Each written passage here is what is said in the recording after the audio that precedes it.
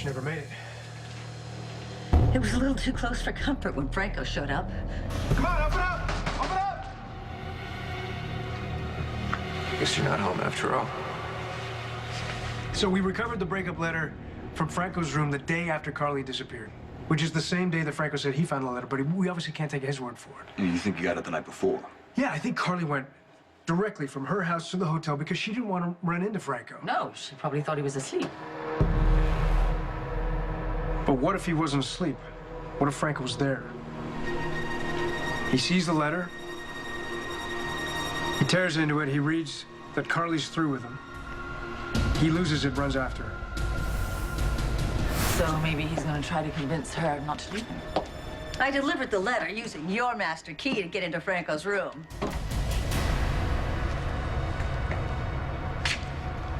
After I did what had to be done, I almost got caught. I was sure I'd been made by that witch, Ava Jerome. But like everyone else, she was too interested in her phone to pay attention to me.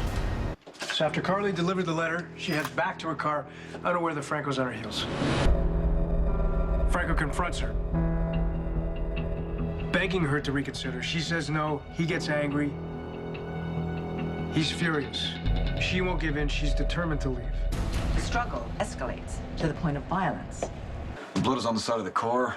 The weapon was a knife. Franco's violent tendencies are well documented. He attacks Carly. She drops her keys. Franco's trying to stop her from getting in the car. Carly fights back. Franco takes out the knife. He stabs her. Wait. Where did Franco get the knife? Franco reads Carly's breakup letter. He races out of his hotel room to try and stop her. Where does he get the murder weapon from? Is it possible he had it with him when he left his room? So he grabbed it on the way out? I mean, it's identified as a knife from the Metro Court kitchen. What if it wasn't Franco that had the knife? What are you saying? We already know that Carly was frightened. So she planned for the worst, that she was going to run into Franco. She goes to the Metro Court kitchen before she even delivers the letter, and she gets a knife. She puts it in her purse for protection. She's trying to get her hands on the knife, but Franco tugs the purse away from her. He assumes she's looking for a weapon, and he finds it himself. It enrages him even more. He loses all control, and he stabs her. There's just one problem. Why aren't Carly's fingerprints on the knife? Because she's wearing gloves.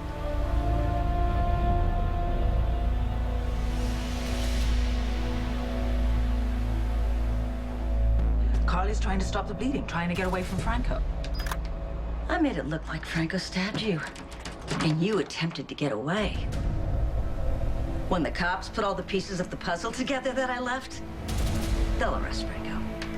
Carly can barely stand. She uses her bloody gloved hand to hold onto the car. She's frantic.